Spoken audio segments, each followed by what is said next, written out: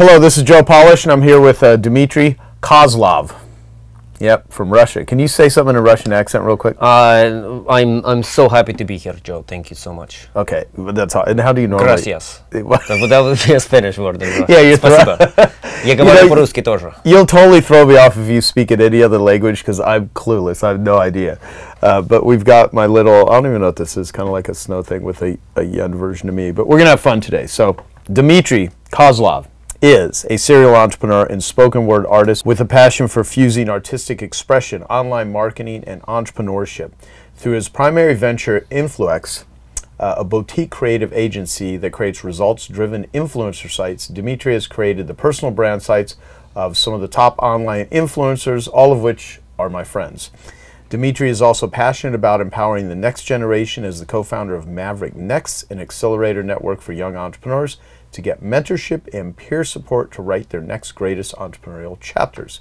Using his life as a canvas for artistic expression, Dimitri's journeys from high-level mastermind groups to Burning Man to the jungles of Peru to nomadic travels around the world continue to expand his creativity expressed through his poetic performances and innovative influencer sites. So, what didn't I say about you that people need to know? There was a lot there. Yeah, I mean, I think you covered it all in a pretty short bio. Yeah. And you're a cool dude. I mean, we just had a great time at the Genius Network meeting that just ended. And I'd like to get into something about personal brand sites. And what's interesting is I don't know how much of my rap you've ever heard about branding. I mean, I think there's so much misinformation that is fed to small business owners about building a brand. And so much of it is ego-based that it's easy to sell anything that's like build your ego, build your name, build your brand. But I see so much money wasted in it. And of course, you have a background in direct response and making offers and knowing that the purpose of having a website is designed to actually get a response and all that. So I'd love to have you even, like, I've written some questions to make sure that I cover, you know, all of it as much as I can, because I really do want this conversation to be real valuable for the listeners, if they're listening on my podcast or if you happen to watch this online. So for people who don't know what you do, how do you describe what you do and the results you guys deliver? Right. So we create what we call influencer sites. So the name of the company being Influex, it's kind of like fusion of influence and expression. Yeah. I look at influence as, you know, Robert Cialdini's book, Influence, everything around direct response and even just what makes people make a business decision. Right. I look at that's the whole category of influence. And expression is more of like brand essence or personal essence. And you know, like you have a very particular expression that's outside of just what your effectiveness and direct response is. And people who walk into a Genius Network event or a meeting start to get your essence and get your expression. And I think that they make a decision to buy or make a decision to be part of your world very much for the essence and expression reason for who you are and being excited to be part of that as much as they make it for the specific marketing communication of what the benefits of being part of it are. Where you sell them that and then you give them a lot of that expression and essence. So what we do is we get people's essence. We kind of like do essence extraction and then essence expression through design, branding. In some cases, we write some of the copy for our clients as well, and combine that with influence, which is really just understanding what's the primary purpose of the site. Is it to generate leads? Is it to get more speaking gigs? Is it to get more people into the programs? And we have those two work together because I think essence and being really authentic in your expression influences somebody's decision just as much as the right marketing tactic and the right things on a website in the right place. So we kind of fuse those two as we create these influencer sites. Great. So like, you know, I started my marketing business before the internet even existed. So in my world, I always had to first focus on the psychology, and then all this new technology came into being. And I still look at how you position and sell something very similar to something I learned from the original guy I got introduced to direct response from, which is a guy named Halbert, who was this crazy, wacky, brilliant copywriter who became a good friend of mine.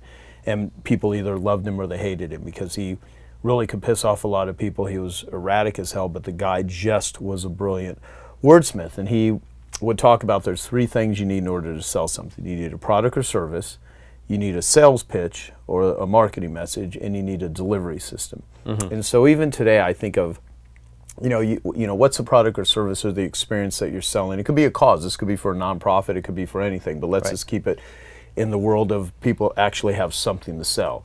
I mean, it could be people that are trying to raise, you know, investor capital. But at the end of the day, it's easier to put things in the context of I've got this thing, this product, this service, and I got to sell it to someone. So what most people have always focused on is what they do, and then how do you tell people about it.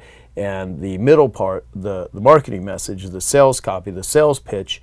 If you don't know how to assemble that, there's a ton of places, you know, where you can talk about your product or services. Back when I first learned marketing, it was yellow pages, direct mail, postcards, TV, radio, magazine advertising, newspaper advertising. Today, it's every form of online, you know, social media, websites, you know, that you could imagine.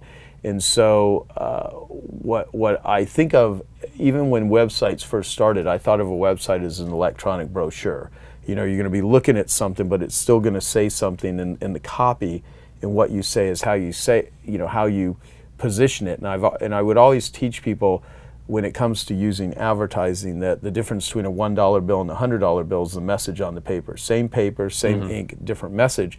And if you were to look at a screen, think of it as real estate. What are you going to build there? What is it going to say? So as we get into this, I'm going to make the assumption that most people are never going to give you or I a penny.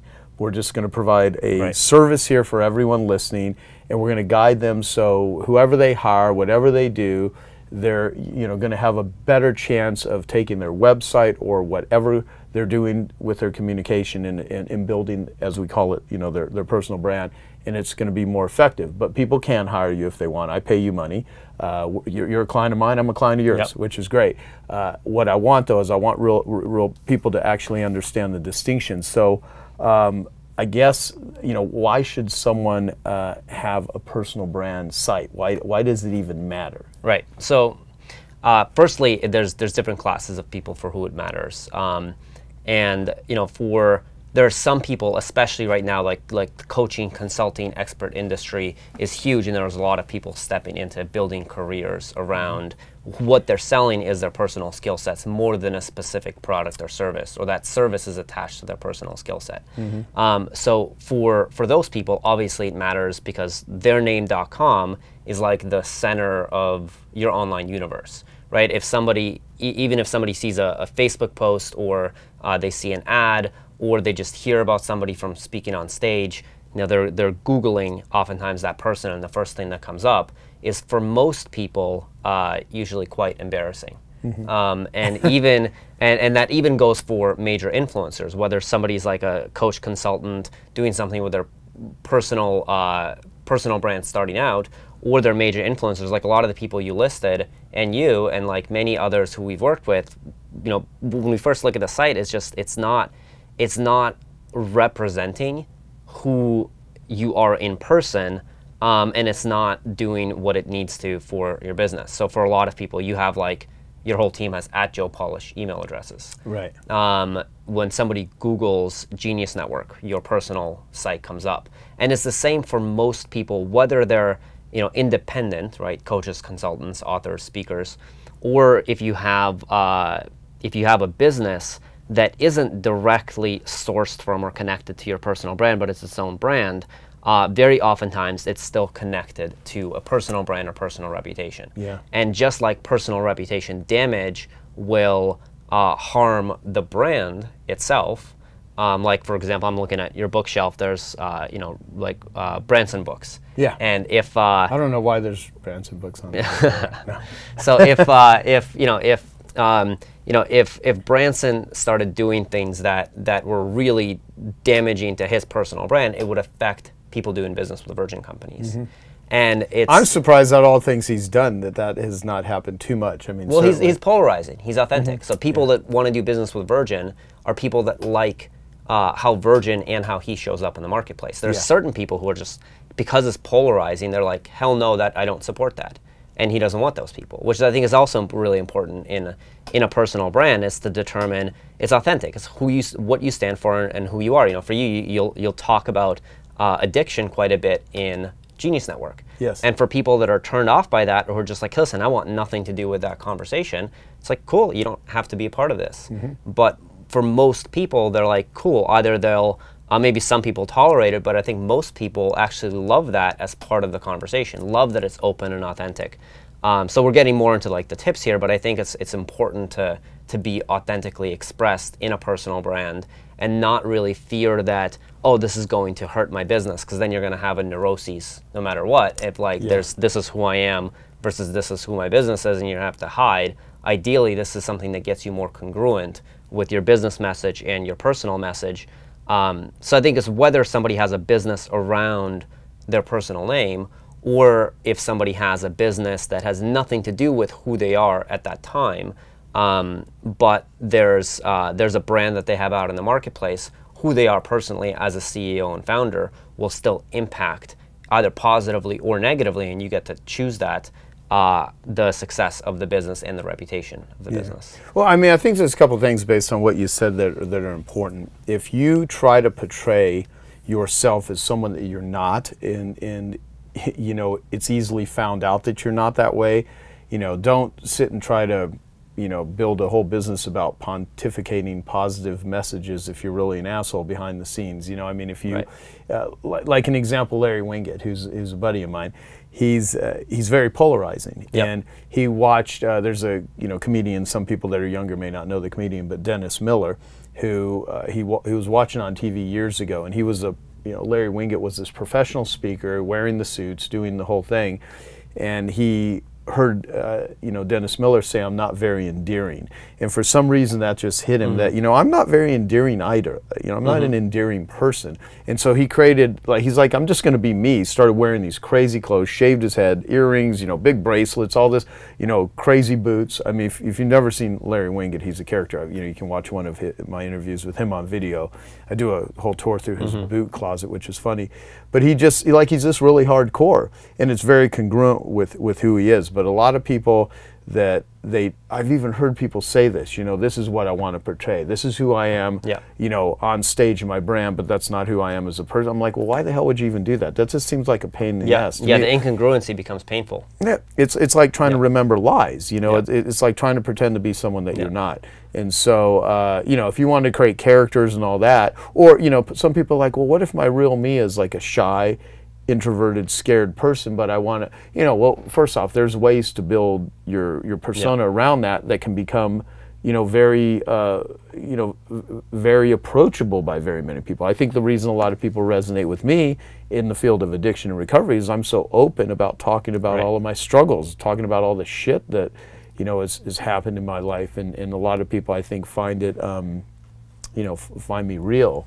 And I really hope that I come across that way. And there is a time and a place for it. You know, most people, not all, but most people have drank beer. Most people at some point in their life have gone to church, but most people don't drink beer in church. So, you know, there's a time and place on how you portray yourself. But at the end of the day, whatever you build your business and your brand around, I really should be around you, who you really are. David Ogilvy, who's one of the greatest advertising minds in history, he wrote a book, you know, years ago called Ogilvy on Advertising, and what he said is that brand is the personality of your product or service. And I've always liked that sort of definition, because there's a lot of people that talk about brand, and I always say, you know, you can't deposit name recognition in the bank. You know, a small service business is an example, or a small company that doesn't have the, you know, the ad budget of an Apple Computers or a Coca-Cola or a McDonald's. They're not going to build a global brand just by having logos. That's why it's so vital. It's to firstly fuse it with the direct response elements and to do what works, and then also for brand to be not just something that you invent and create. It's not just a blank canvas project. It's more of a, what's the essence of your brand, or if you're a personal brand, what's the essence of your personality? Like, who are you, and what are the most important parts of those of that essence to display and express out to the world that will actually resonate with people that want to do business with you. Yeah, gotcha. Good. That's great. So, all right, let me go through some questions here. What advice do you have for entrepreneurs who have built great brands, products, services, companies, and so on, but who don't put intention into, you know, building their personal brands? Yeah. So this has been such a interesting conversation lately with some really successful entrepreneurs who've built these really big brands, and they're like, wow, what's next for me? Because eventually they exit or they sell, and as entrepreneurs, there's still something next that they want to do. And in many ways, their personal brand is that thing that they build. Yeah, right? okay. That's what they're known for. But there's an evolved expression to that. Yeah, I got so let me. You said something real important. Sorry to interrupt. Although that's part of my brand, I just interrupt people, and it's. I think even the website you're building for me, which is we interrupt like as people scroll through. Kidding, that doesn't happen. Although I'm thinking that could be a strategy here. You said, if they're entrepreneurs, if they sell, they usually want to do something else. Well, here's a real easy way to find out if you're not an entrepreneur. If you ever sell your company or you have this idea of retiring, you're just not an entrepreneur. None of them want. No true achievement-minded entrepreneur ever wants to stop. And people think it's about the money. Money, of course, is important because that's how you actually, create a team, and that's how you change the world, and that's how you do what you need to do. It's the fuel that drives the engine. But at the same time, the entrepreneur is always going. So what's that have to do with building a brand? Well, you're always growing. So anyway, right. So I believe entrepreneurs at heart most of the time are artists or they're creators in some way, and their external their businesses are expressions of whatever it is that they're creating, and usually within a few years, oftentimes.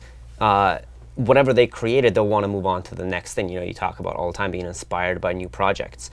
What allows somebody in the marketplace to start new projects faster is if you have a really great personal reputation, personal list outside of what is built just for that specific company, because if that company sells, the list, the brand, the audience, all of that goes, and now you're an entrepreneur who's you've got that exit under your belt, but you're kind of starting from scratch as far as your public reputation goes. Now there's people who know you for what you've done, but now you've got to build that from scratch. So perfect example, somebody who we're supporting with his journey right now. So Michael Perella with I Love Kickboxing and his other fitness businesses, huge success in that industry. And that's been a chapter, and he'll continue to serve that industry. And there's the question for him of, okay, like what is next? How do I serve in a bigger way?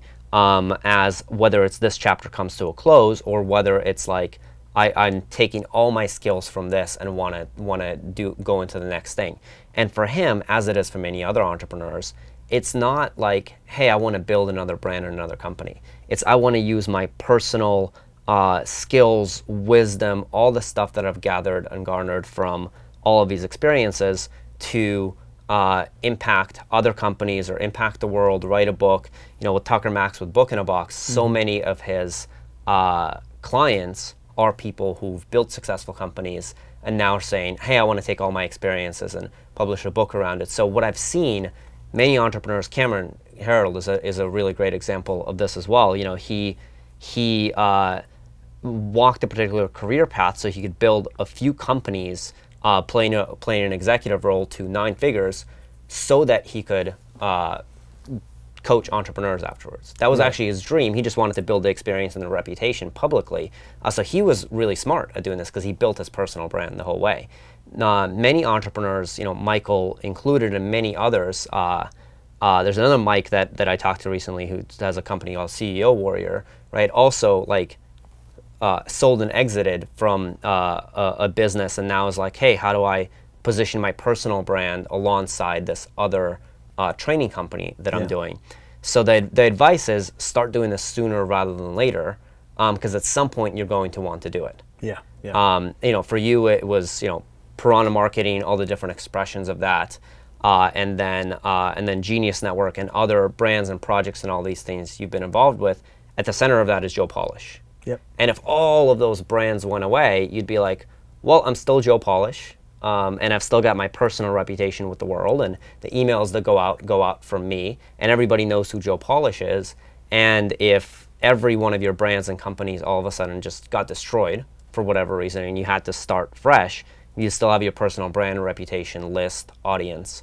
So I think it's whether you're focused on building a business that's right now in a consultative or kind of like a speaker, author, whatever fashion around your personal brand, or not, or you're just building a separate company, start that process sooner than later, even if it's baby steps. Yeah. And then the additional benefit of that too is you end up, if you have a great personal brand presence, you end up getting speaking engagements, more media and PR, because most media and people who run podcasts and all of these people, they want to talk to the person, right? They want to interview the person, they want to write the story about the person, and their entrepreneurial story more than they want to write about a company or a brand.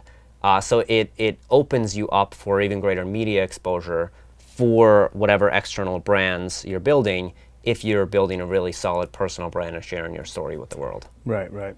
Yeah, and the interesting thing too, it's because you take Genius Network, which is one of my main things, and so much of my life goes through Genius Network, the organization, but also the activity of Genius Networking and being a Genius Networker and all the different ways that I talk about it.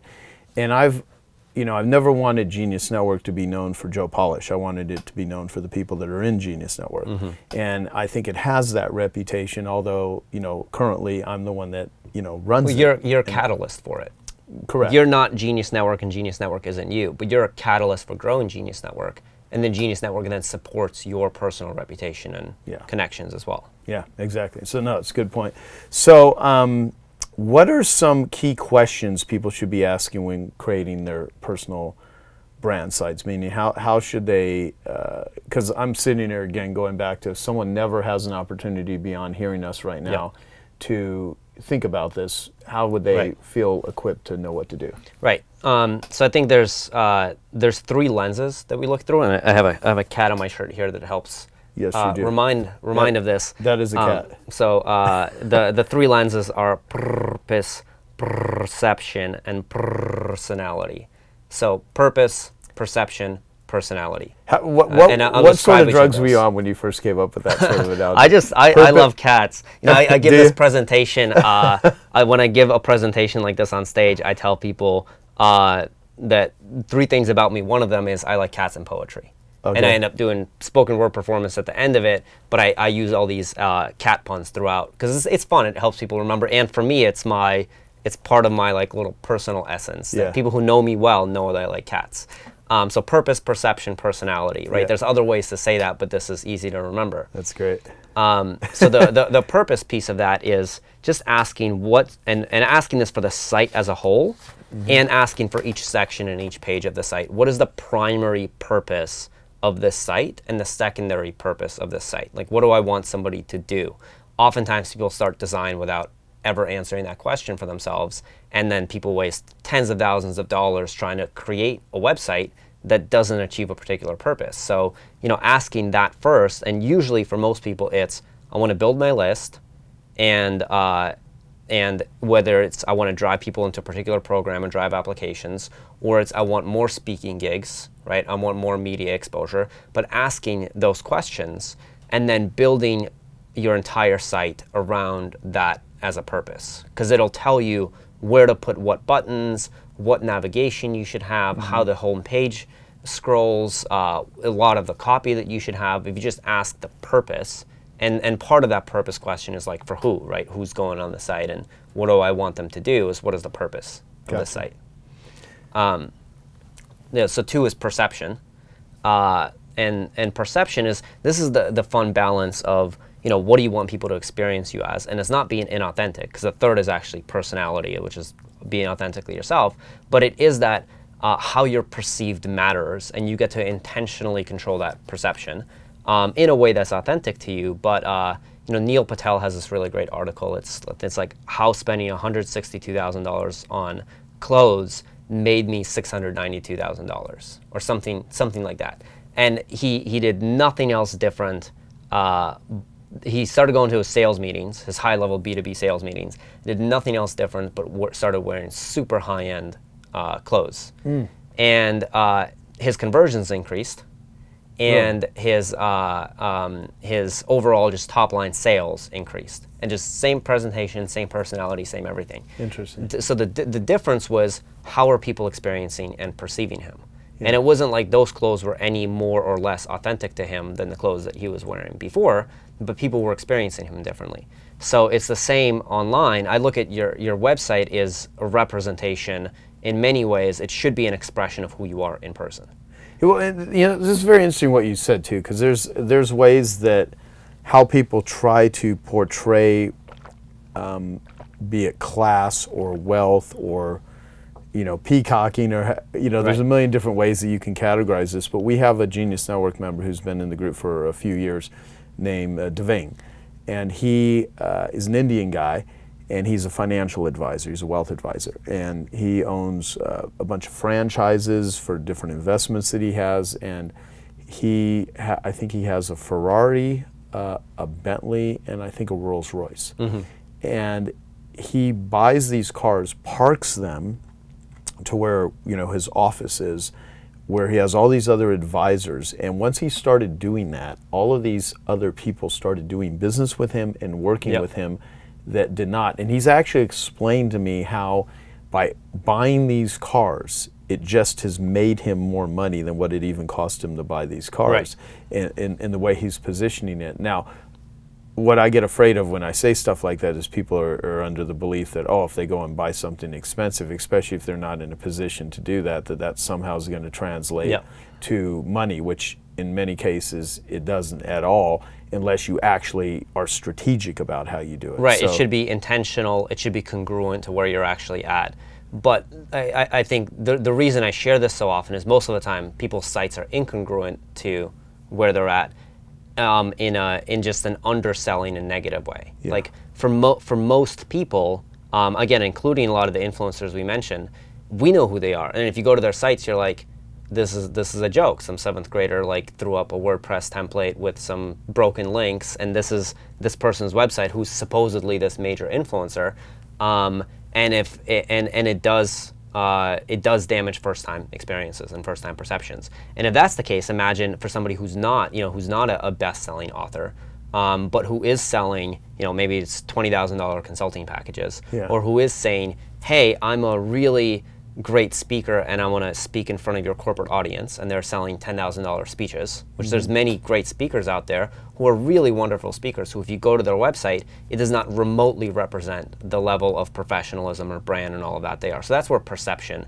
comes in, right? It's if I'm booking speakers and I'm going on there and the person has a total joke of a website, I don't even know where to click to book the person, right? And I can't see testimonials of their speaking, and I can't download their media kit, and all these things aren't there, and they're presenting themselves as a speaker, I will make the assumption that they're probably not a professional. Right. And if I go on the site and I see, a beautiful speaking reel, and I see some great photos of them speaking, and I see their bio that I would put on my event site, and I see some testimonials of similar companies like mine who have hired that person to speak, and then I see an application that says, like some details about my event, to get in touch with the speaker's assistant.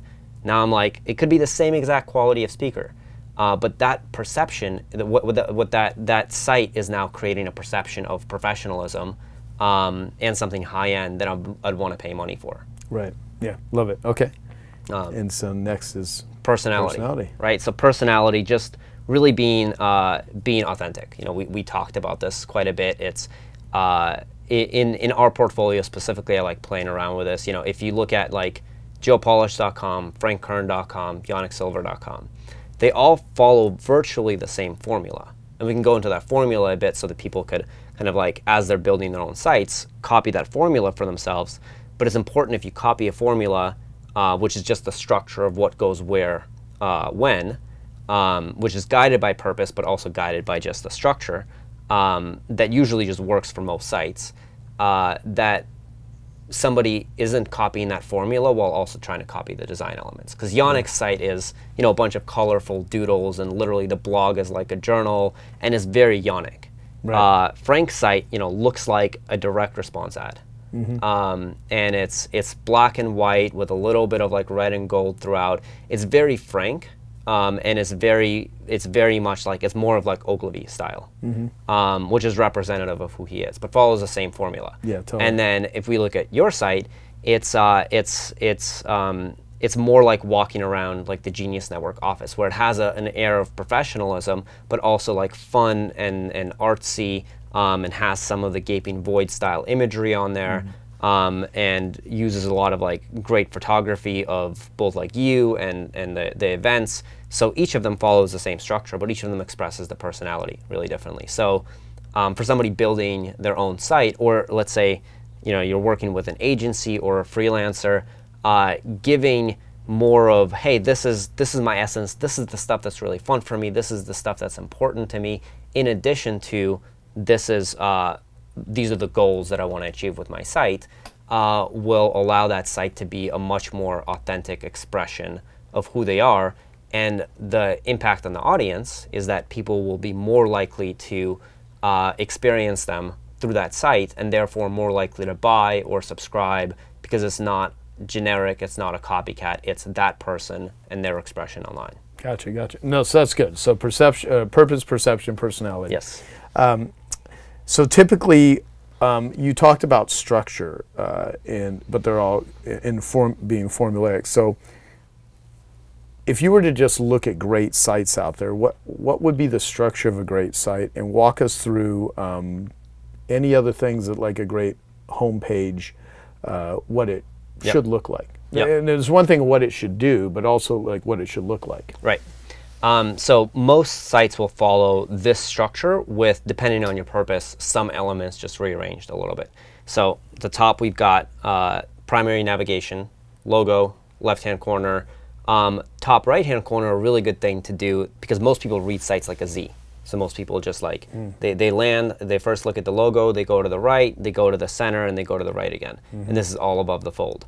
And they're doing it subconsciously. So top right of the navigation, oftentimes, this isn't required, but especially if you've got a primary purpose that's like to get new gigs or to get people to opt in, it's putting the call to action in the top right corner. And then somebody goes to the center. What should be above the fold?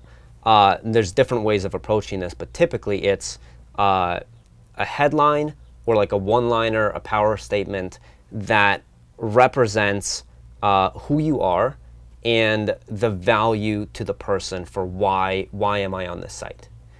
So for you, it's elf versus half. Now we've got a few different expressions. So then we have the artist and recovery side of things, and we've got any problem can be solved with the right Genius Network. So we've got those slides that all represent different both expressions of you and benefits in short lines. Yeah, but in business, and so to define it for people, elf is easy, lucrative, and fun. You can have an elf business, or you can have a half business, which is hard, annoying, lame, and frustrating. And my thinking behind a lot of it is, I started teaching elf marketing strategies, which are all robotic and automated things, well over a decade ago. But my new marketing book, which we've been putting together, I mean, people have been yelling at me for not selling it to them. I mean, I've given it to Genius Network members even over the last year, but we've not released it yet because, for one, I keep adding things to it, and secondly, it's a big thing, but it's going to be a huge part of my personal brand. It's going to be a big part of what it is that I'm doing. So I'm very much, thinking about the future here as we convey stuff. Right. And the elf versus half really represents so much of what Genius Network is and your marketing programs and everything. So I just use that as an example, but for Frank, his headline is, I think, is like the fastest way to profit is, or the fastest way to success or something like that, is to turn advertising into profit, which is like, that's what Frank's all about. And if you're on the site and if that doesn't interest you, you're probably going to go away. And if you're on the site and that's the thing you want to do, you're going to start reading his articles and opt in. So it's having a really good, I call it like a power statement, a one-liner, a headline with a combination of who you are and the benefits of somebody being there. Then still right above the fold is the initial opt-in. So we call it like a transitional call to action. Like if somebody's not doing business with you yet, but then everybody listening to this podcast probably knows what an opt-in is, but something that's ideally connected to that top statement. That gives them value. So the more connected it can be. So for you, it's there's the elf versus half, and then giving away the first chapter. I think it's a couple of chapters of your book, and it's directly connected to that top statement. So they're like, cool, this is what you're about. This is the value I'm here for, and I can immediately get it right now. And now you've accomplished the first major thing that you want people to do, which is opt into your site. Right. And let me break this down because I want to ask you about this too. And some of this for experienced marketers will come across as basic, but it's such important psychology to kind of get and understand it. I mean, when I first started learning direct response, and even making a differentiation between, you know, image advertising or brand building versus direct response, where before the internet existed, there was, you know, let's get our name out there. You know, I want to get our name out there. And people would talk about how many hits they would get on their website when websites started coming in. I always loved the term that, you know, what HIT stands for is how idiots track success. You know, it's like, okay, great, so you have a bunch of people visiting your site.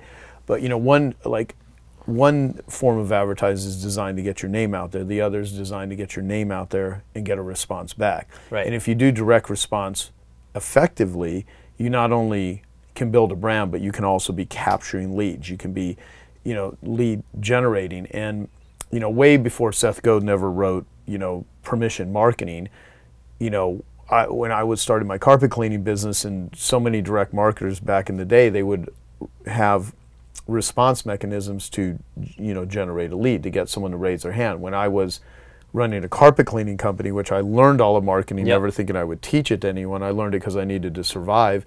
You know, I would run, you know, ads that said, you know, warning, don't call any carpet cleaner till you listen to this free recorded message. And people would call in and they would listen to a free recorded message, or call and request a consumer's guide to carpet cleaning. And instead of, you know, yes, I want my carpets cleaner, no, I don't, it's like, I'm interested in reading this guide. And then it became a lead generator. And then, of course, you know, Dean Jackson invented the squeeze page in 1997 with an ebook called Stop Your Divorce.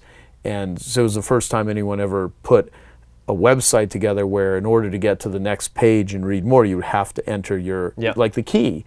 And so if you think of it as a key to open the door and get to the other side, that's great. So my question to you about all of that is, you know, most people don't buy what it is you're selling by visiting your website. They visit the website initially to explore, and then you capture information from them so you can start a dialogue with them. So instead of doing monologue speaking, you're doing dialogue, and that's where lead generation comes in.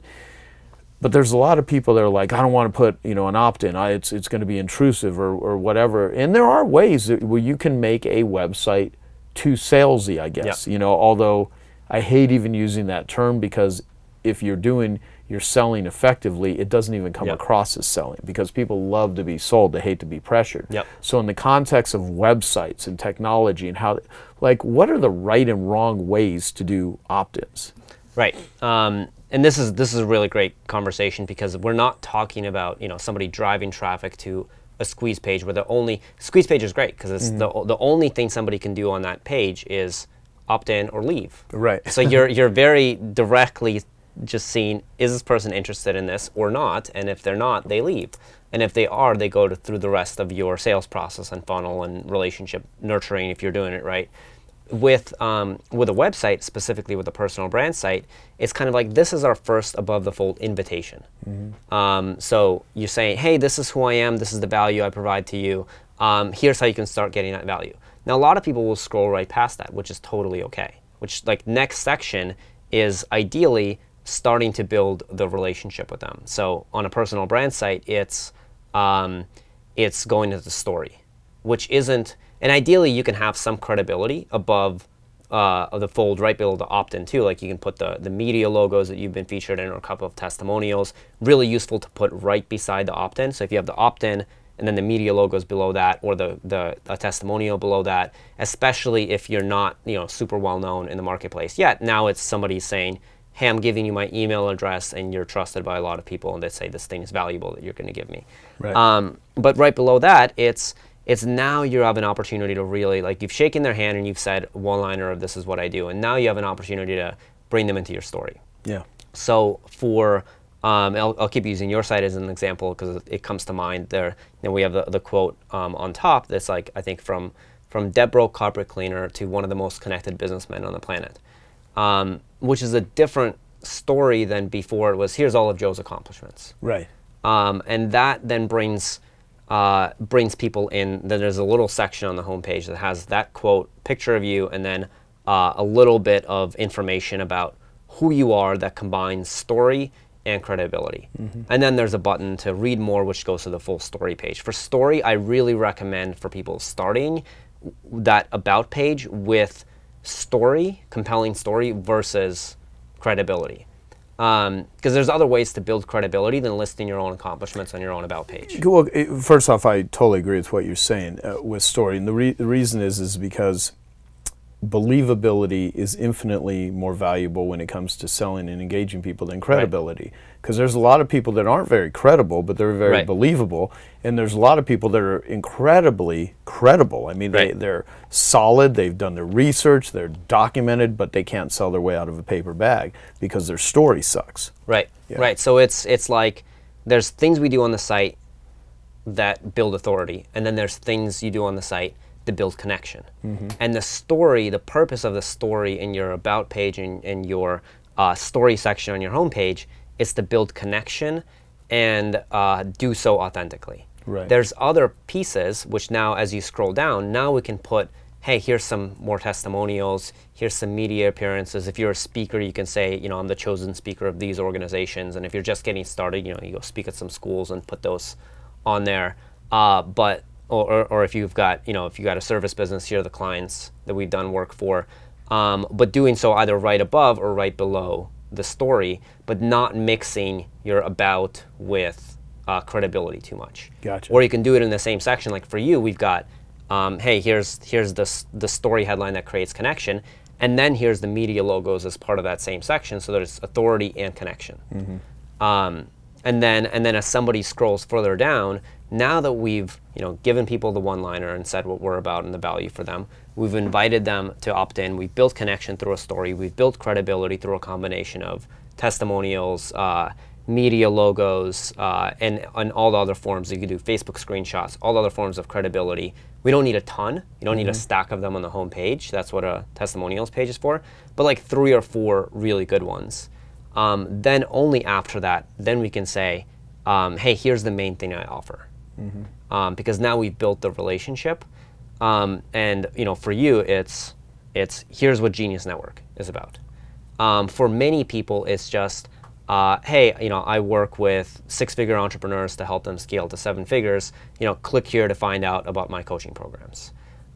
Which we're not starting with that, because if we start with that, it's kind of like, who are you and you're trying to sell me coaching. Right. But now that we've built the relationship, built credibility through story and authentic connection, now we can say, here's the now we can say, here's an opportunity to work with me, and this is still on the home page, so it's kind of following the structure. And then from that, it goes into the footer, which the footer on a site is, it's funny that for so many people building their own websites, it's a throwaway item. They throw some links in there, and it's there's a couple of social media links, and it's whatever.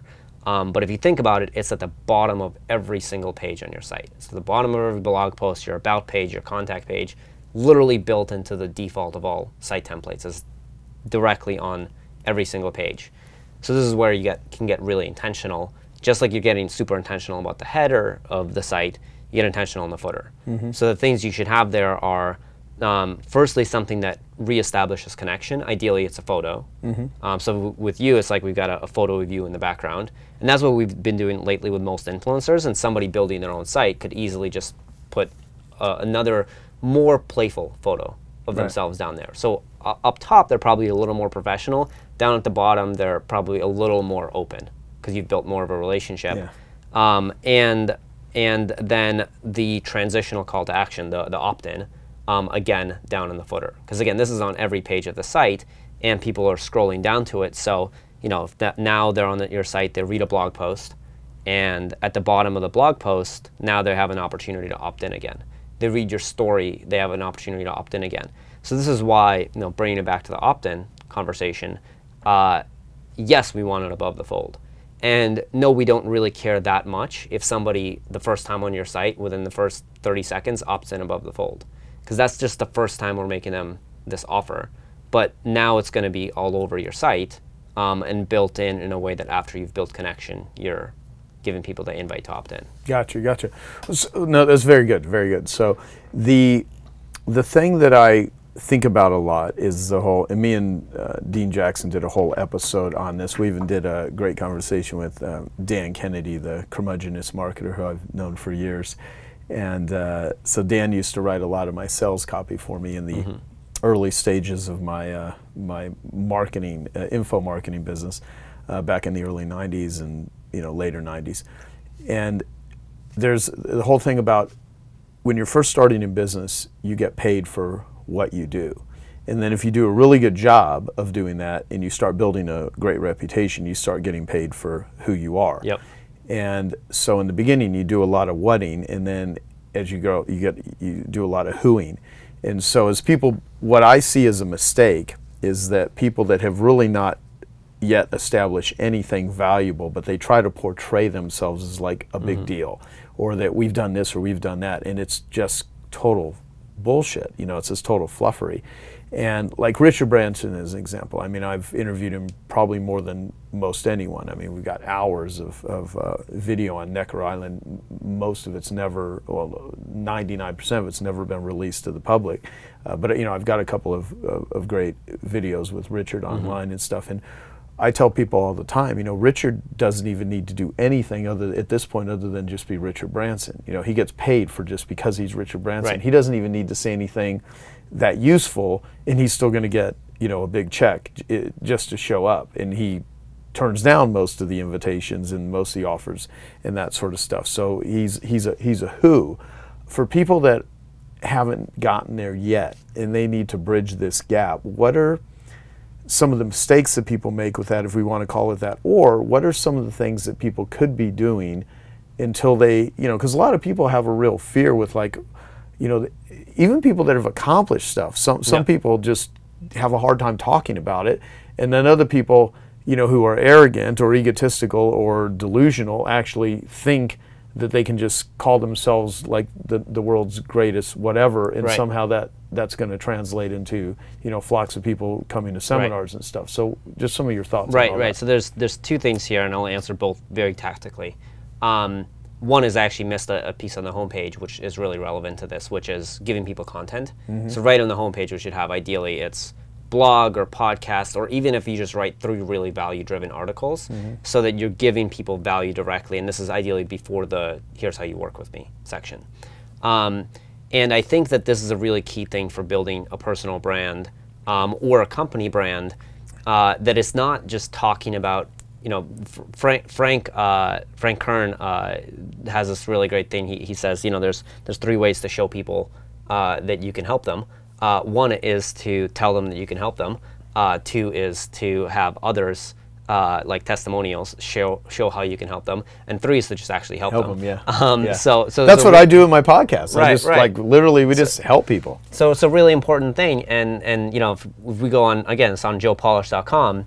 There's the 10x talk. There's the I Love Marketing podcast. There's all the stuff, all the free content that you put out to the world. Yeah. And I think it's really important for people, even if they're not content machines, to just take some of their wisdom, put it into some really great free materials online, include that on the site, make that really easy for people to access.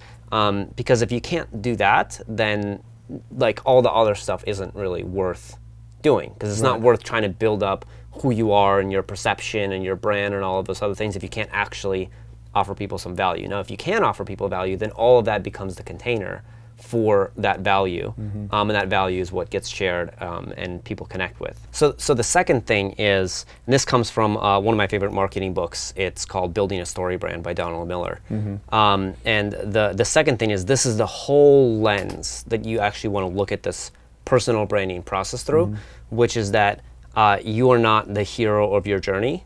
So if you look at it all through the hero's journey lens, you are not the hero of your journey. Or of the journey here. You are the guide to the hero. So building your whole personal brand site and personal brand presence, it's you are the Yoda to the Luke Skywalker. You are the Morpheus to the Neo, right, in the Matrix. One thing I even say all the time when I'm giving people advice on coaching is this line: "Don't be a sage from the stage. Be a guide on the side." Right. Right, and the reality is most people out there who are they're entrepreneurs, they're heroes of their own journey. They can come across a really great looking brand, and if you're playing the hero, they say, "Wow, that's so inspiring! Everything Joe's doing is so awesome. What a hero!" And I'm too busy looking for a guide right now, and I'm looking for my Yoda. Right, I'm Luke Skywalker, I'm looking for my Yoda, I'm looking for somebody to guide me in becoming the Master Jedi. Right. I'm not looking for another Master Jedi who's going to talk about how awesome he is. So I think that's really vital, regardless of where you're at in your own hero's journey. The important thing is to ask, how can I be a guide to the people I'm looking to serve? And whether that's through content, whether that's through the copy on the site, this is really important in even like the headline, the story you choose to present, all the perception pieces, which is you don't want to give the perception of just how awesome you are, but you want to give the perception of who you are in respect to helping somebody in their journey get to where they want to go. And ideally, you have your ideal person that you're supporting as clearly defined as possible. And that's what what you do really well with like the 10X talk and the I Love Marketing podcast is that people are looking at this and it's not about how awesome Joe is. It's about, I'm listening to this because it'll help me get from where I am to where I'm going. And same thing with Genius Network. It's not about celebrating the awesomeness of you. It's about helping building a better entrepreneur. Right. And there's also people who don't do this as well, who through their ego attract people who are attracted to that kind of marketing. Without like naming names, but there's definitely people out there who there's a much more like ego and I'm the hero, and very rarely, but sometimes they are very successful at what they do, and typically they're also less happy because of the people that they're attracting aren't people who are as much on their own hero's journey and looking to create something great of their lives, but they're usually stuck and going to stay stuck, which is why they just want another hero to look up to. Yeah, I mean, and I'm trying to think what his name is that came up with the model of power, achievement, and affiliation. And there are some people that are very power personalities that attract a lot of affiliation people. They want to be around that energy, and and here's the thing too. I mean, there's no way for me to, say in all contexts that this is right or wrong. I mean, certain people go through different stages. I mean, where most of my revenue comes from is people that are very achievement-minded, people that are very much givers versus takers. I am very outspoken about, life gives to the giver and takes from the taker. If you're coming to Genius Network and all you're trying to do is, do a business deal or trying to get someone to buy your shit or whatever, and you're not willing to contribute, you're not willing to give talks, you're not willing to give the very best of yourself to a group that you're even going to pay to attend, then it's probably not going to be a good group for you because the ticket price is just for participation. And some people that they're just looking for business deals, there's a lot of other groups to join. The Genius Network is probably not going to be your group. And we're not going to talk just about marketing. We're going to talk about addiction. We're going to talk about workaholism. We're going to talk about health. We're going to talk about all kinds of crazy shit that all entrepreneurs have to deal with. And so some people, it's too close to that sort of thing. But there are people that, they have made a fortune and will continue to do so, and will have giant audiences, some that are 1,000 times the size of my, my whole thing with expensive cars, with women, with vacations, with yachts, with, all the trappings of fame and the mansions and all of that shit, which in certain contexts, if that's your game and there's a certain type of person you're trying to attract, it works very effectively. I mean, like when I was a young guy, I would probably have been more attracted to that than I am today. Right. Well, that's where I think it's really important to know your audience really well, which is a lot of people, a lot of I'd say people that are like more professional at what they do, like really will like look at somebody like Tai Lopez and just be like, wow, this is such a joke. Yeah. And that is definitely an appropriate perspective. Like, why this guy's just like Lamborghinis and beautiful women and this and that, and he's using this to sell his products and programs. But then if you look at the impact that he's actually having, he's targeting personal development programs to for the most part your 19-year-old kid who otherwise might sit there and just smoke pot in his mother's basement for the next 5 years. And he sees this ad on Facebook, and what he's attracted to is the flash, and then what he actually ends up getting is a lot of personal growth and development. And I'm not saying this to like say, yes, go market like Ty, but it's more like knowing, if we're going to use things to alter people's perception, what's the purpose of that, and why are we doing it? And honestly, you and I can't reach a lot of those same kids in the same way, in a way that we're communicating, because they're just going to look at us and say, oh, who gives a shit about the stuff that Joe's saying? But somebody who's approaching them with that can.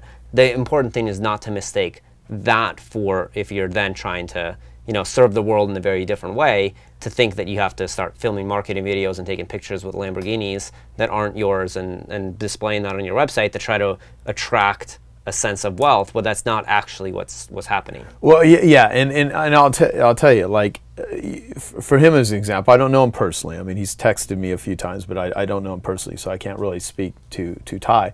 What I will speak to is that he knows his audience, and he knows how to attract people. And there's a lot of people like that.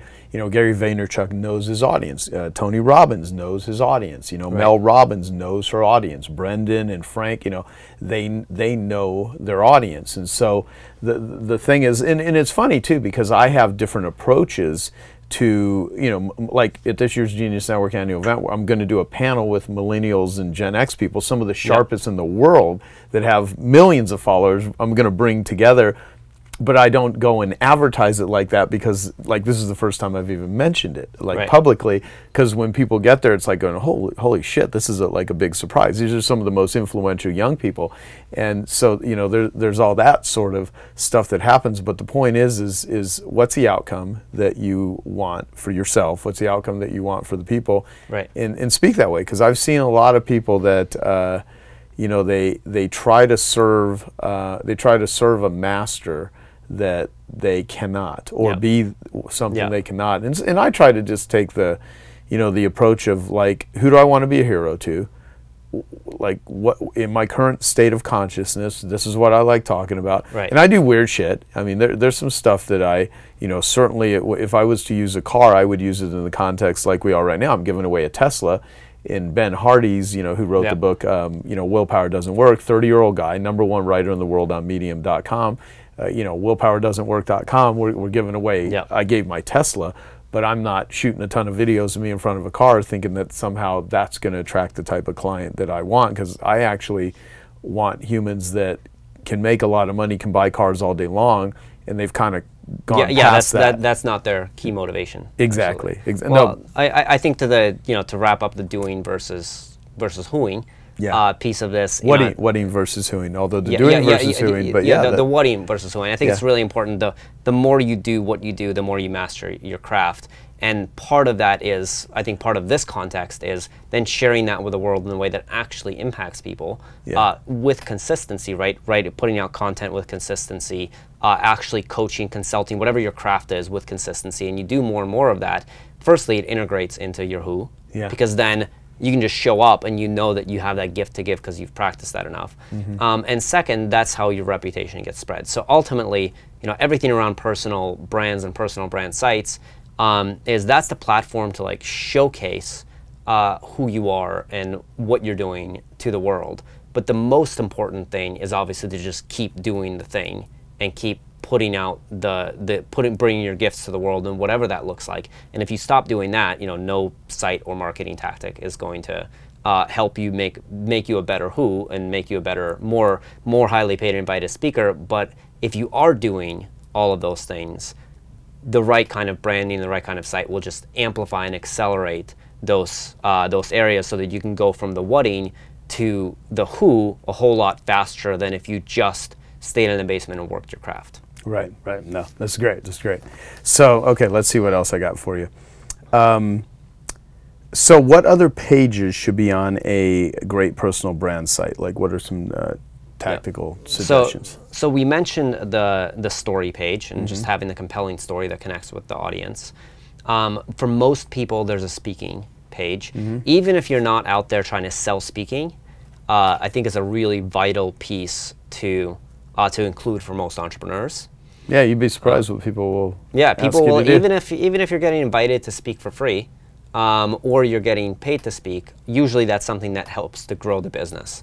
A media page, or it could be a speaking and media page combined, right? To get invitations onto podcasts, get written about, all these things. If you make it easy for a reporter to look at your site and say, cool, this is how I contact this person for this thing, or a podcaster or somebody running an event, you're more likely to get that. If you make it hard, right, then you're less likely to get those invitations. So like a speaking and media page, or those could be two separate things. Obviously a blog and podcast, we talked about that on the homepage, but building that as an intentional page.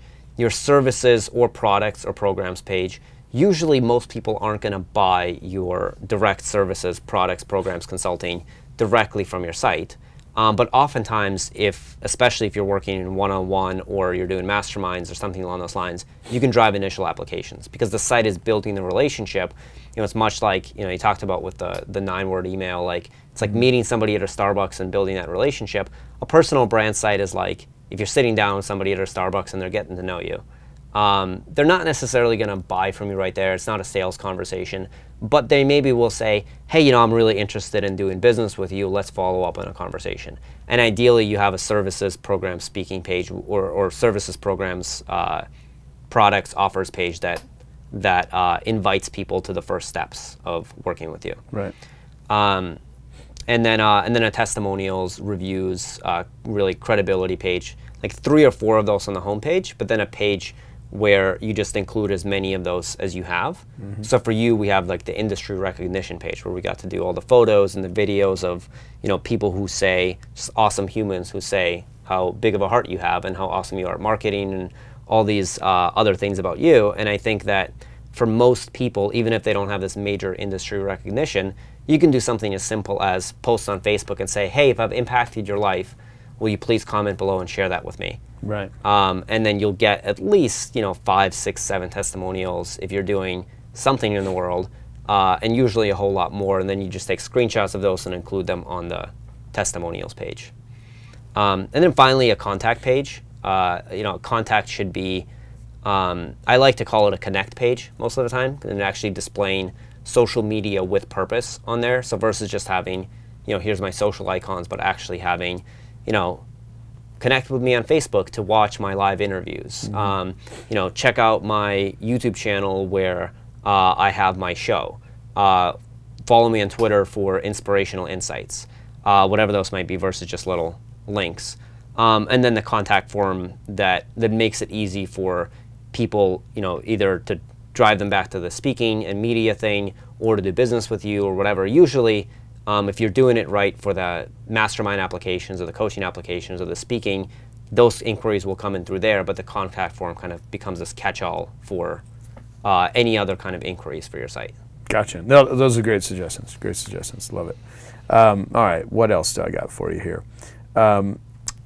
So basically, how did you learn all this stuff? Like, I mean, you didn't just wake up one day and you're like, I know how to design websites and build a team of people that know how to do it and think about how things should be positioned and what they should say and write sales copy and all that. So how did you figure all this shit out?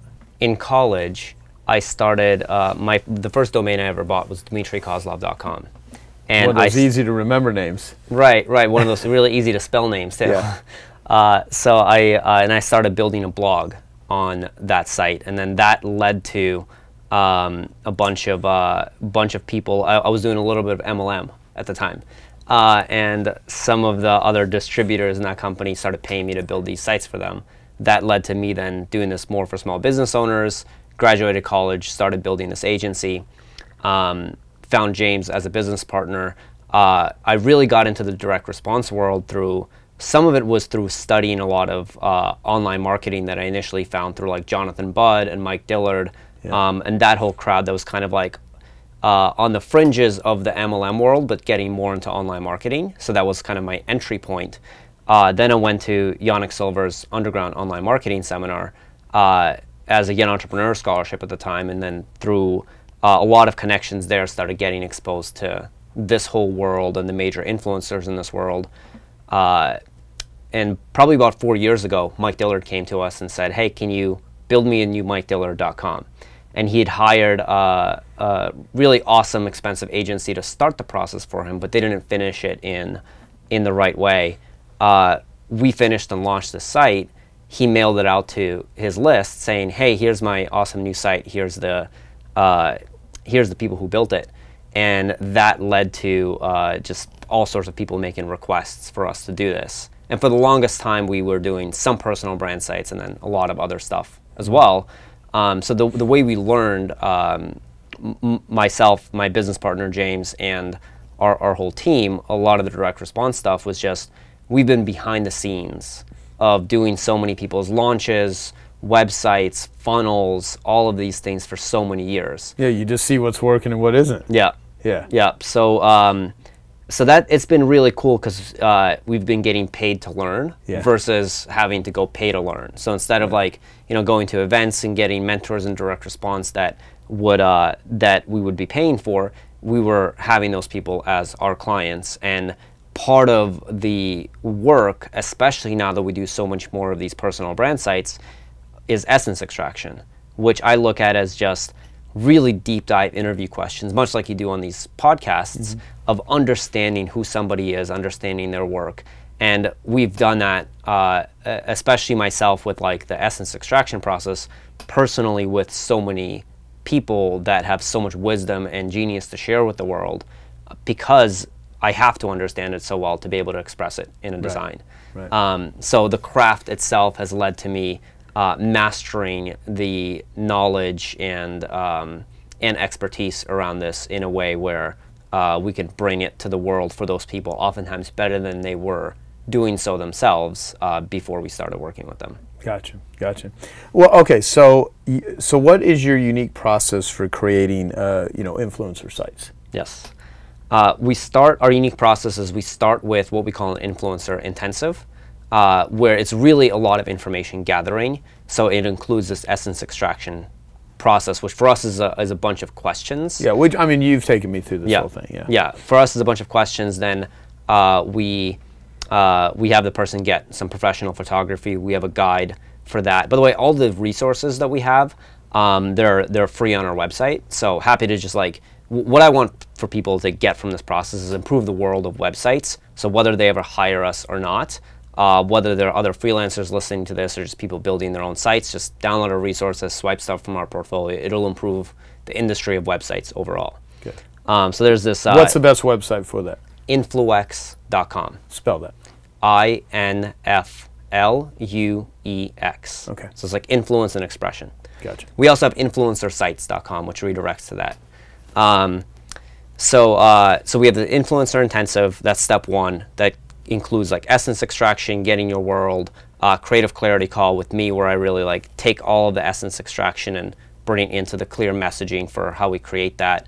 Then there's essence expression, which is all design and in some cases messaging, and really taking all of the deep understanding that we have of that person and expressing it out to the world through our digital artistry and creating the actual design of the site.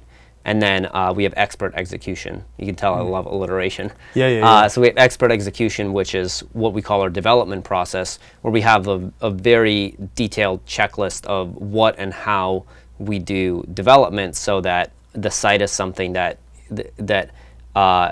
expresses the artwork that we created for years and doesn't end up, like it works perfectly on all devices, it's SEO ready, it's all the things that are important, plus it's really easy for somebody to edit. So that's what we call expert execution, and then we just have a launch party. So if someone ever how do people prevent themselves from hiring a company, they build something, and then when they need to leave or for whatever reason, they want to take it in-house, they want to do something, how do you assure that you're not stuck with, you're not trapped? Right.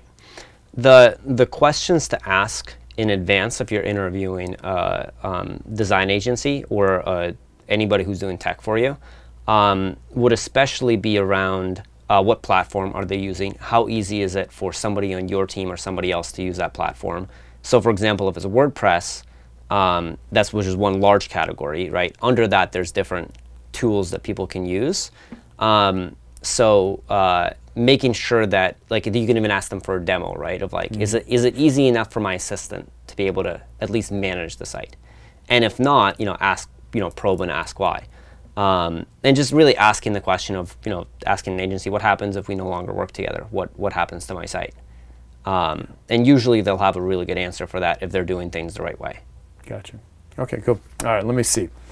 So you did this amazing spoken word performance, whatever you want to call it. I don't even know what the hell you would call it, but everyone, I mean, I got kind of goosebumps just watching you do your thing. It was really powerful. And when we ended a Genius Network meeting, a lot of people mentioned how intense that was. So you have this passion for fusing art, entrepreneurship, marketing, all of it together. And so, what does it mean to you, and how can people kind of learn from your whole perspective of how you fuse all three of them together? Yep. Yeah, I'll firstly say I believe that most entrepreneurs are artists that are just artists in business, and they're looking to express and create something. So I think just honoring that and not getting overly caught up in just focused on, there's an infinite business game out there. You build $1 million company, now you're in a group with people with $10 million companies, and you got to reach that. You're in that group, and now there's people with $100 million company, but you haven't built to $1 billion yet, so you're not really enough as an entrepreneur. So I think it's important to embrace the identity of an artist as an entrepreneur, and that size and money is just a tool that allows you to do more of what you want to do. But the artistry, like entrepreneurial artistry, is really important to embrace. And looking at it from that perspective, if money wasn't a thing, what is it that I would want to, build and create? And then money is really important. You bring in the entrepreneurial element, but again, as a tool for you to amplify your expression as an artist. So I think that's the most important thing to keep in perspective. I've seen a lot of people create kind of a neuroses, a division between those two parts of themselves. There's an artist in them, and then there's an entrepreneur in them, and they're oftentimes at odds with each other. So asking, even if sometimes it's an artist skill, like they're a musician, and then they're in a business that's like logistics and has nothing to do with music, and they're looking to, okay, one day I'm going to retire and sell this business, and then I can go do music. I would encourage people to really ask themselves, how can I fuse those together? Even more so if you're in the marketing industry, in the marketing world, usually most artistic talents, if expressed authentically and if combined with direct response knowledge, will lead to really great marketing pieces, which we've definitely found for us. That's part of what we do, is bring artistry into websites. But for myself in spoken word as well, is I've gotten a lot of business connections and growth in my network and reputation and all of that through going up there and sharing a part of myself that has nothing to do with business, but just through authentically sharing what is my deepest passion, which is my spoken word poetry. So I think for most people, they're oftentimes, not most people, but I think some entrepreneurs, they're afraid to develop and share that part of themselves.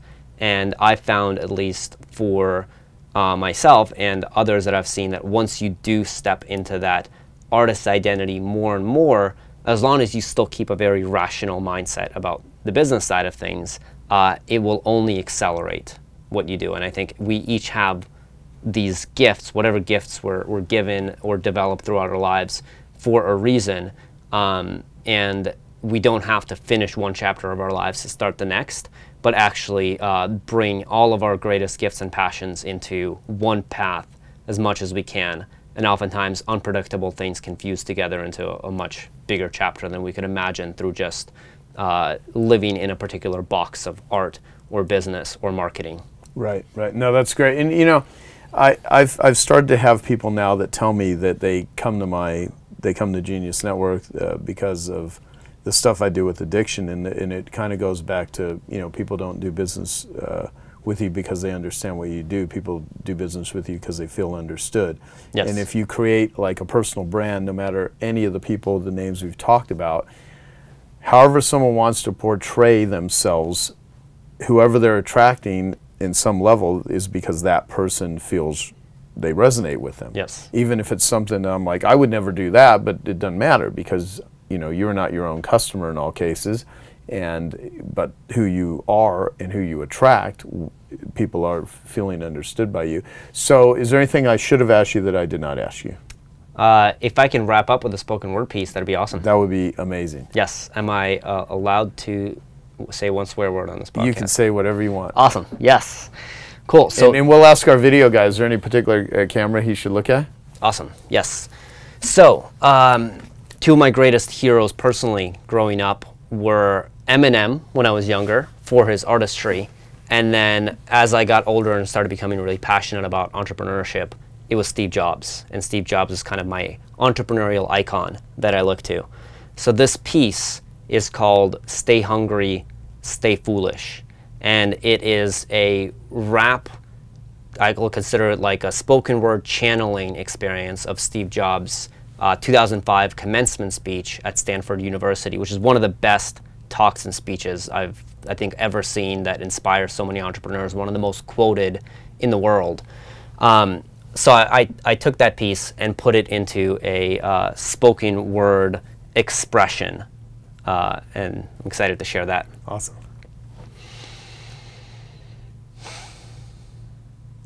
You never know the last breath you will take. So face death every day, because in the face of death, everything falls away, leaving only what is truly important to you. Your beauty, your story, your truth, your music, your soul, what you do. As unity forms within you and your music is pouring from you till every last bit of your fuel and your courage is used. And even when it feels like your hustle is useless, just remember that nothing is useless. And there's a reason you've been suffering through this, because it's something that moves you to remember the truth that you've got nothing to lose. And even more so, you've got nothing to prove. So just do what you love and love what you do.